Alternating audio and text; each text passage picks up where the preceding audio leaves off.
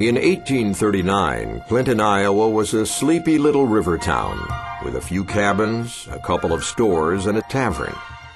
But with its prime central location on the Mississippi River, a railroad in the works, and the arrival of a group of visionary entrepreneurs, it would one day come to be known as the lumber capital of the world. To fuel westward expansion and build the growing nation, settlers began to harvest the great north woods of Wisconsin and Minnesota.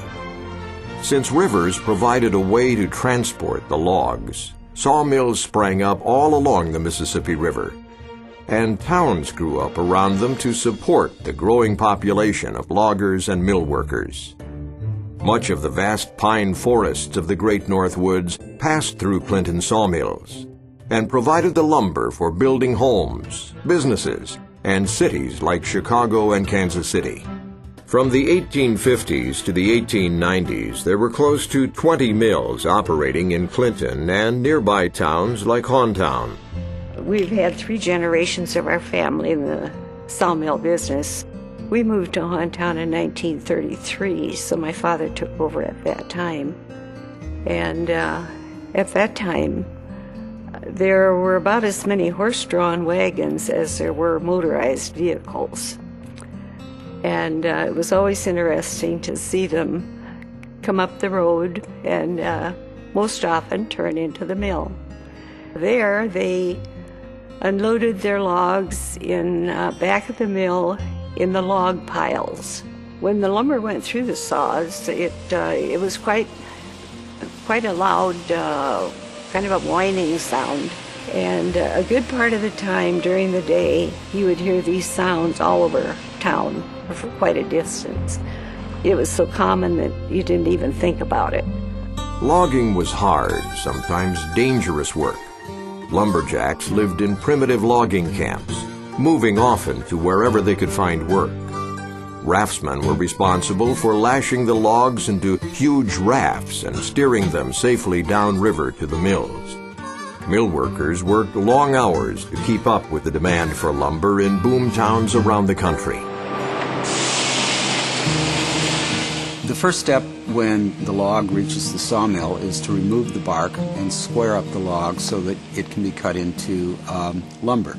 The process of cutting the log into lumber required a considerable amount of skill on the part of the operator.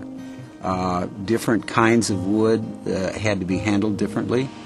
Working in a sawmill was a very dangerous occupation. Saw blades could break off and fly around the place. So if something broke, the operators had to know how to fix it or had to have someone nearby who could fix it. In the second half of the 19th century, the lumber industry in Clinton became dominant, really, for the whole country, and created a number of multimillionaires in the process. As a consequence, then, these lumber barons built some magnificent mansions here in the city of Clinton. Some of the important lumber families in town were the family of W.J. Young, the family of Chauncey Lamb, the family of David Joyce, the Curtis family, and others. They became not only locally famous and connected, but for example, the Lambs and the Youngs were partners with Frederick Weyerhaeuser. In fact, in 1885, Chauncey Lamb's oldest son, Artemus, had a sit-down formal dinner party for 400 people, catered from St. Louis and Chicago for the wine, the food, the music, and the flowers, which is probably the most elaborate party ever given in Clinton.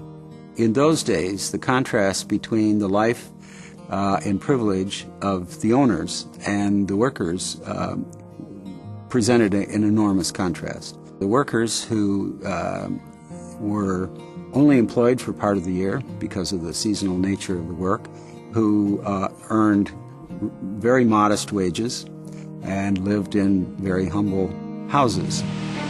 New techniques were introduced to increase production. Steam power and powerful bandsaws could turn more logs into lumber and create a wider variety of board dimensions. The Clinton lumber industry peaked in 1892 with over 195 million board feet of lumber produced, enough to build about 25,000 houses, businesses, and barns. In 1893, there was a serious recession, what was called a panic in those days, in the United States, which cut the demand for lumber. And at the same time, the forests in Wisconsin and Minnesota had started to become depleted, and it was becoming increasingly apparent that the lumber industry in Clinton was about to come to an end. As the northern forests were depleted, it became evident that the lumber barons had been short-sighted. Without a plan for selective culling and reseeding, the forests were gone. The lessons learned from the tragic devastation of these once abundant, old-growth forests became the basis for modern, sustainable forestry practices. The sawmills are closed, and the lumber barons are gone.